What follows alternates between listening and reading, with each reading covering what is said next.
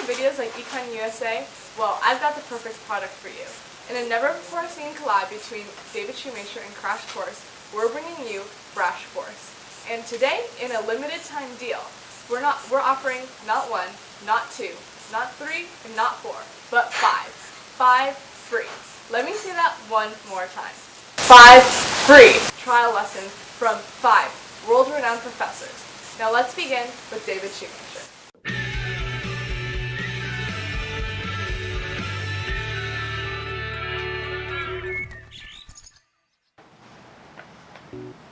Bill, come over here. You're right there. What's the matter, Dad? Son, you're at that age now. I think it's time we have to talk about the birds and the bees. The birds and the bees? You see, son, you didn't come from me and Mom.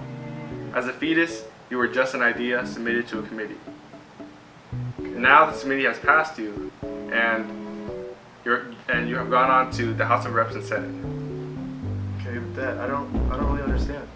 So once the House of Reps passed you, you went to Senate Middle School, and they just passed you.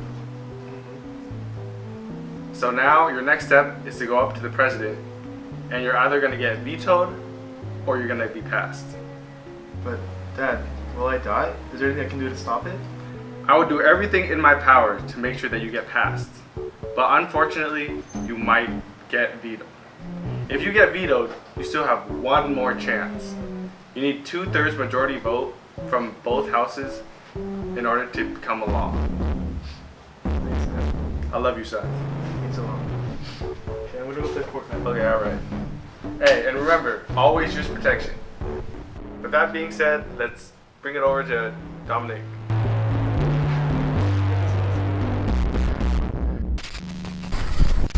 Thanks, Brian. That was so good. I almost couldn't believe it. Nice. What? That was awful? Shut the heck up, Twin. I could care less. Because I got this thing called freedom of speech. Originating from the First Amendment and further clarified by the 14th, the Bill of Rights declares that states cannot abridge on the freedom of expression protected by the First Amendment. Namely, Congress shall make no law abridging the freedom of speech or of the press, or the right of the people peaceably to assemble, and to petition the government for a redress of grievances. However, this freedom of speech isn't absolute. Fighting words, hate speech, libel, anything that brings harm to others is disallowed, as well as planning to overtake the government, obviously.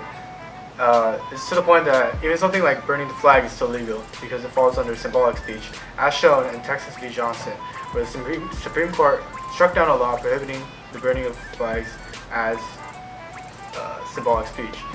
Meaning, you can say almost everything and get away with it. What's that? We have breaking news from outside the Dusty Dab. Dusty Dab is unfair, living off of welfare, blocking our progression, using our freedom of expression. So why are you guys protesting today? Mr. Dabs, he's making us work for him when he's paying us the same wages. That's ridiculous. It is. And now for the Electoral College. So in our system of government, we vote for the president through the Electoral College.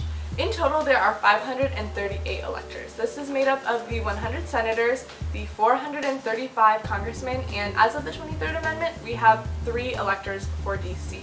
So when you're voting for president, you're actually voting for your elector to vote for the president.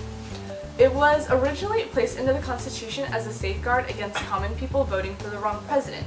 However, now many states have consequences in place like fines and jail time for faithless electors. Electors who don't vote the way that their state intended them to vote. Although there have been faithless electors in the past, none have changed the outcome of an election. In most states, we have something called a winner-take-all system, where even if you have just a little bit over the majority in your state voting for one candidate, all of the electoral votes in that state will go to that candidate. In Maine and Nebraska, we have a different system called proportional representation, where the electors vote in proportion to their voters. This winner-take-all system causes most politicians and candidates to focus their attention on swing states, states that sometimes vote with a majority of maybe Democrat and other times Republican. So it does shift the balance and the weight of votes.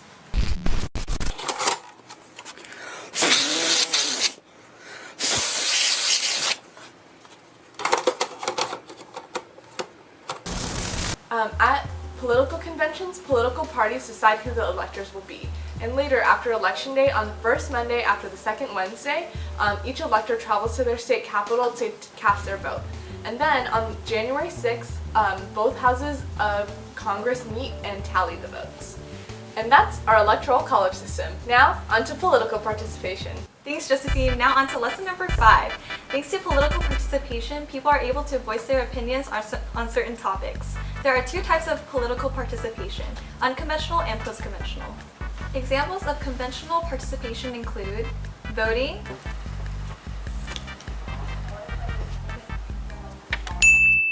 trying to persuade others. For Representative John Smith again? Whatever. I don't know. Well, I mean, he built a playground down the street. Really? Yeah. Oh, okay. I guess we will. Yeah, we gotta vote for him. Ringing doorbells for a petition. Can you sign my petition? For sure.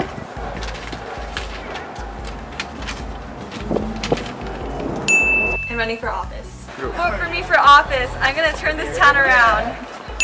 Examples of unconventional participation include protesting What do we want? Better wages. When do we want them? Now.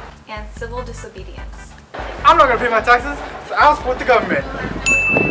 So remember guys, don't be an apathetic idiot and participate.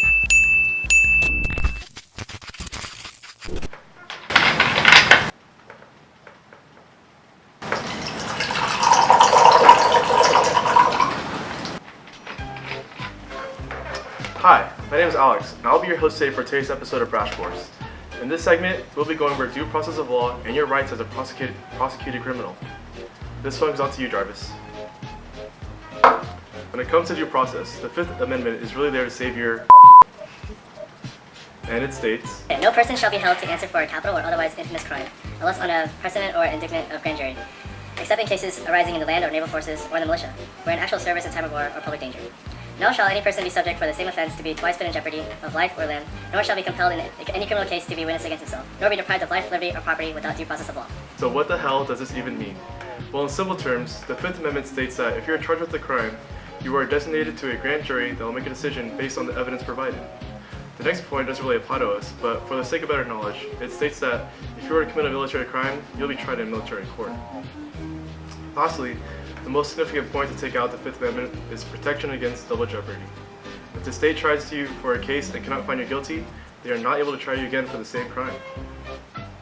Your Miranda rights also come into play, so be sure to use that favorite line, I plead the Fifth, which is stated in you have the right to remain silent, and everything you say may be used against you in the court of